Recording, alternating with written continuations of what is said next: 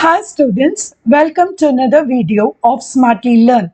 In this video, let's find the solution for the 17th question in exercise 4.2. So the question is, without evaluation, we are asked to prove the value of determinants in two subdivisions. Let's start with the first one. So in this case, let's take up the first transformation that we're going to do is going to be C1 is equal to C1 plus C2 plus C3.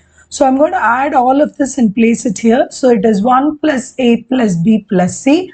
The rest of the columns are left as such. So this is B, C. Here again a 1 plus A plus B plus C. Here there is a 1 plus B as a C here. Then a 1 plus A plus B plus C here.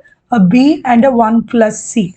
Now every column in this element in this column has 1 plus A plus B plus C. So we're going to take that out. So 1 plus A plus B plus C is taken out. So the column is transferred simply as 1. The rest of the columns are going to remain as such. So I'm just copying it out. Now let's look at the next transformation. I'm going to do R3 is equal to R3 minus R1. So the transformation is R3 is equal to R3 minus R1. This row, I'm going to get it done with subtraction with the first row. So let's keep the outside term as such, 1 plus A plus B plus C. The first row, I'm not disturbed anything. So it is 1, B and C. The second row is 1 plus B and C. Now for the third row, it is 1 minus 1, which is 0, B minus B, which is 0, 1 plus C minus C. So it is going to be 1. Now you can expand this determinant along this particular row. So the value will be, actually let's keep this as such. So this is equal to 1 plus A plus B plus C. Now you expand this determinant, which means the product of this minus the product of this. So 1 plus B minus B. So the minus B will get cancelled. It is simply 1 into this. So the final answer is 1 plus A plus B plus C. And that's what they asked us to prove. So hence proved.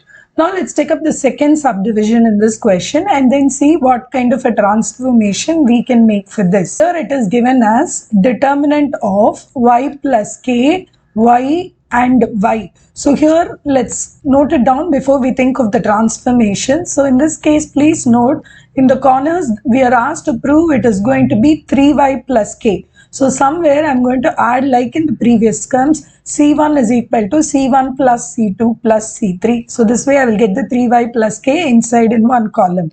So this is 3y plus k, y and y here. Again a 3y plus k, a y plus k in this place and a y here. Then a 3y plus k, a y and a y plus k in this case too. So now I'm going to take the 3y plus k outside. So this is 3y plus k into the first column becomes 1, 1, 1. This will be y, y plus k and y. The last column is y, y and y plus k. Like in the previous subsection, I'm going to do a subtraction. This time from my R2, I'm going to subtract R1. So two transformations I'm going to make. R2 is equal to R2 minus R1 and R3 is equal to R3 minus R1.